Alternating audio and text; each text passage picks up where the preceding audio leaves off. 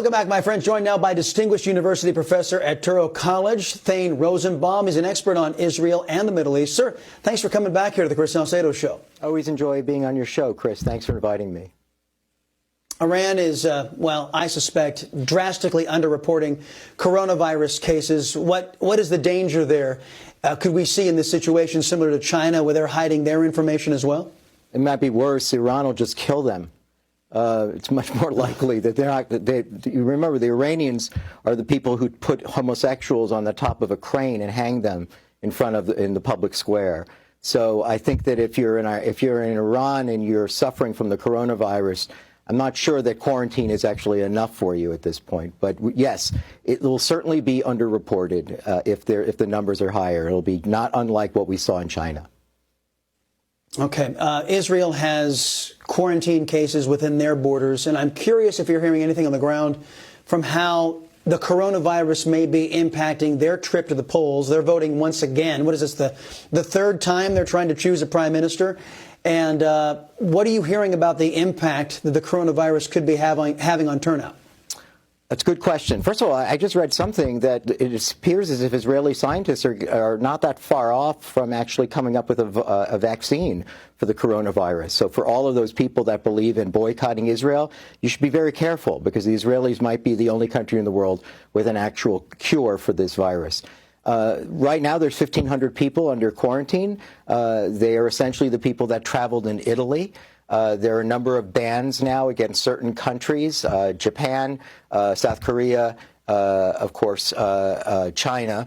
And so the Israelis, so they can't make it into the country. And by the way, Chris, if you're running the Tel Aviv Marathon, which is very popular, when you're not able to fly in for that either, unless you've been there for the last 2 weeks, you won't be able to participate. In terms of the election, Chris, look, this is the third election. Recent polling is showing that there's much more apathy and fewer people are going to show up to the polls. And I think this isn't having anything to do with the coronavirus at all.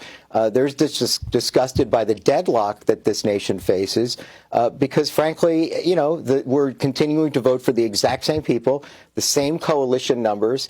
And it's unlikely that either Benjamin Netanyahu or Benny Gantz will be able to form a coalition. And so I wouldn't be surprised if there's a fourth election. Well, that was going to be my next question. If turnout is depressed, either through apathy, as you suggest, or the coronavirus, who benefits from a low turnout and who benefits from a high turnout?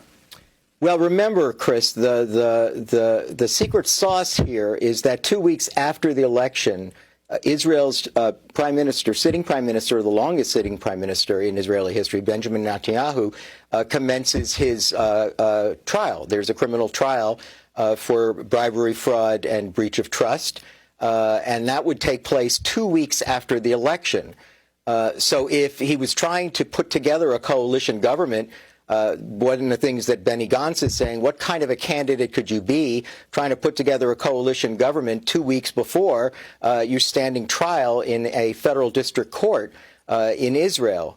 On the other hand, you know, if he does get more votes, if Netanyahu actually gets more votes than Benny Gantz, remember, Israel their criminal trials has no jury. You have 3 judges instead. So there's no sort of jury of your peers, which simplifies the case in some way.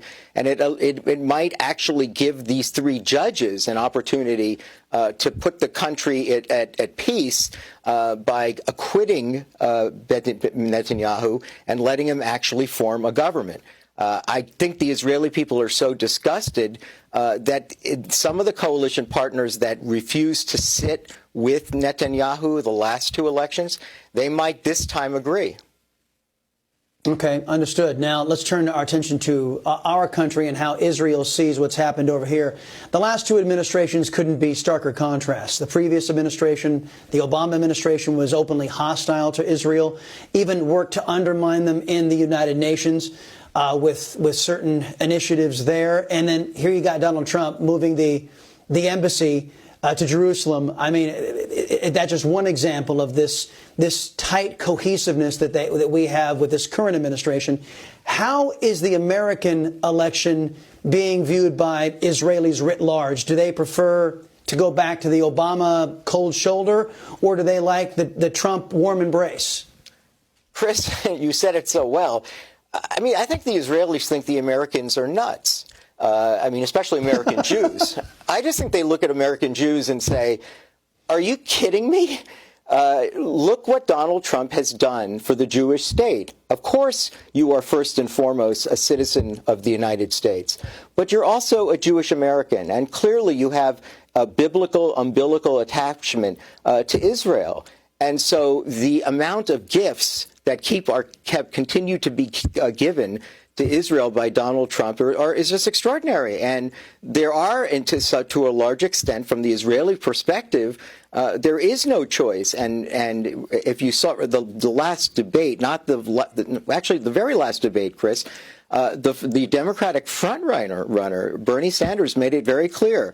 Israel is a racist regime, right?